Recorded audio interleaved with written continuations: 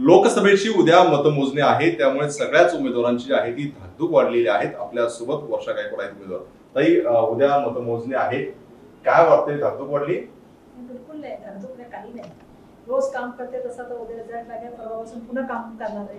मी election संपल्यानंतर सुद्धा दुसऱ्या दिवशी काम केलं. 2-3 दिवस मी कंटिन्युअस मतदारसंघात जात होते. काल सुद्धा मी मतदारसंघात होते. त्यामुळे इलेक्शन एक प्रोसेस आहे.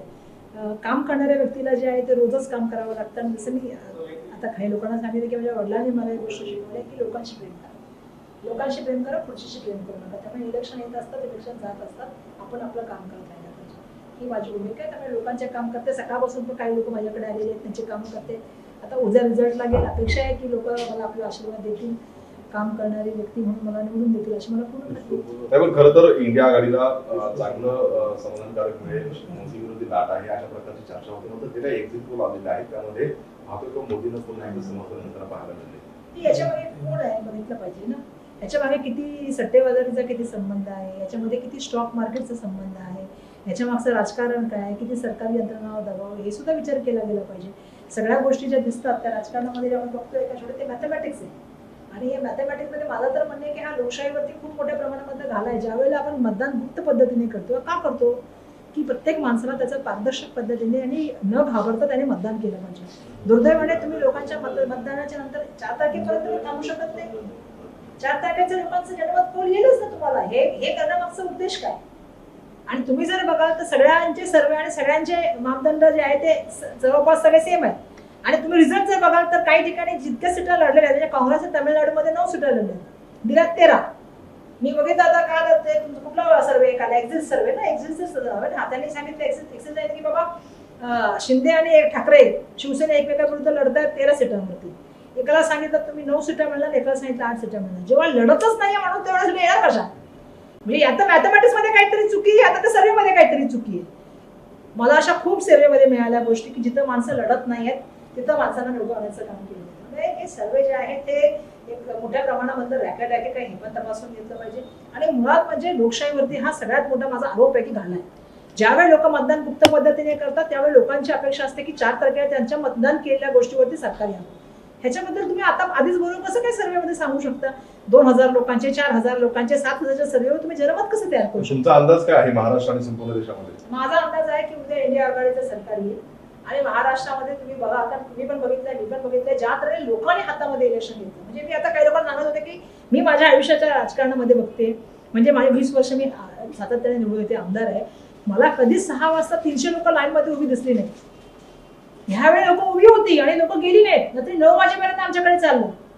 ह्याच्यावर तुम्ही समजू शकता की लोकांनी मतदान कसं केलेलं आहे. ज्यावेळी लोकांनी इलेक्शन हातामध्ये घेतलेलं असतं ना, त्यावेळी तुम्ही प्रेडिक्ट नाही करू शकत. आणि ज्या वेळेला लोक हातात घेतात त्यावेळी नेहमी बघितली ती गोष्ट सरकारच्या अपोजिट मध्ये असते. ही गोष्ट आजपर्यंत तुम्ही जर सर्वेच्या म्हणण्यापेक्षा लोकांचं ट्रेड बघितलं तर तसं असतो. पण दुर्दैवाने हे एक वातावरण तयार करायचं ज्याच्या माध्यमातून तुम्हाला माहिती आहे मधल्या काळामध्ये 2 दिवसापासून जे आहे ते स्टॉक मार्केटचे रेट कमी व्हायला लागले होते, काही लोकांचे शेअर पडत होते. ते शेअर पण वाचवण्याचं काम चाललंय का ते पण बघितलं गेलं पाहिजे ना, कारण त्यांच्याशी निगडीत काही मंडळी पण आहेत, त्यांचे शेअर पण आहेत, सट्टेबाजारी आहे काही लोकांचे. तुमचा शेअर तेजीत राहायला सोडतोय. आम्हाला वाटतंय आम्ही जे आहे ते लोकांच्या कौलातून निवडून 4 तारखेला थांबलं पाहिजे, 4 तारखेच्या रिझल्टचा रिस्पेक्ट केला पाहिजे आणि जनमानसांच्या भूमिकेवर रिस्पेक्ट केला पाहिजे. दुर्दैवाने मीडियामधले काही मंडळी जे आहेत सातत्याने त्यांचाच फोटो, त्यांचेच न्यूज, त्यांच्याच बाजूने एक प्रश्न विचारत नाही देशाच्या पंतप्रधानांना, महागाईवर तुमचं काय सोल्युशन आहे, 15 लाख तुमचे कुठे गेले, काळा धनाचं काय झालं, हे जर प्रश्न विचारू शकत नाहीत देशाच्या पंतप्रधानांना आणि त्याची उत्तर देऊ शकत नाही, मग आज का नाही विचारत आहेत की बाबा इतकं झाल्यानंतर 2 रुपये अमूलचे का वाढवले, 200 रुपये तुम्ही टोलचे का वाढवले, अजूनही निकाल लागलेला नाही. त्यामुळे हे सगळ्या गोष्टी ज्या आहेत त्या सगळ्या गोष्टी ज्या आहेत त्या सगळ्या पूर्ण मॅनिप्युलेट केलेल्या गोष्टी आहेत. त्याच्यामध्ये न फसता आम्ही लोकांचा जो निर्णय घेतला त्याचा आदर करू. मी तर एकनाथ गायकवाडांची मुलगी आहे, राजकारण चांगला जवळून बघितलेले, हार पण बघितलेली आहे, जीत पण बघितलेले, मंत्रीपद पण बघितलेले, सगळं बघितलेलं. त्यामुळे मला एक माहिती आहे की लोकांशी प्रेम करत राहिलं पाहिजे, लोक जे निर्णय देतील त्याचा सन्मान केला पाहिजे. पण अनेक उमेदवार जे पाहिले आपण की त्यांचे दिवसभरात पूजा असेल तर लोकांना भेटले, तुमचं नेमकं आजचा दिवस कसा असणार? आज तर मी आता चालले आदरणीय अनिल परब साहेबांचा जो आहे तो फॉर्म भरण्यासाठी, आणि मी लोकांना सकाळी पण भेटले, काही लोक कामासाठी आले, त्यांचा फोन लावला पण लागला नाही फोन, पण जी लोक येतात त्यांची कामं करते, मी सकाळी रोज भेटते. म्हणून मी सांगितलं ना की इलेक्शन आमच्यासाठी प्रोसेस आहे, इलेक्शन लढून रिझल्ट लागणं हे प्रोसेस आहे, पण काम करणं ही आमची रोजची जबाबदारी. त्यामुळे हे होत राहतं. काय म्हणतात ना, याचं मुंबई अध्यक्ष मी काम करत राहते, लोकांना भेटत राहते आणि त्यामुळे मला असं वाटतंय की उद्याच्या इलेक्शनच्या माध्यमातून लोक जनता सुज्ञ आहे. जनताना हे जे राजकारण मागच्या काळात झालं हे पसंत नाही आहे.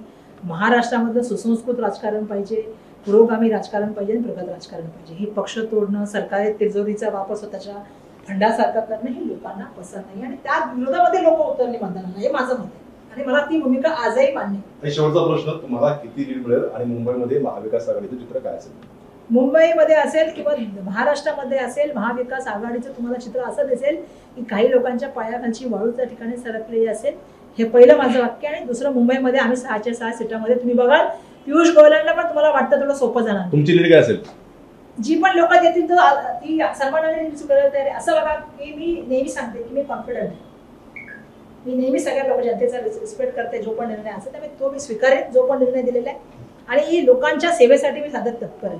त्यामुळे लोक जिथे सांगतील तिथे काम करायला उभे. पाहतो मी कॉन्फिडंट आहे, मात्र लोक जे काही देतील ते स्वीकारायला तयार आहे. ते 20 वर्ष एवढ्या पाहायला मिळते. Cameraman Hemant Kadam sir, ABP माझा, मुंबई. एबीपी माझा, उघडा डोळे बघा नीट.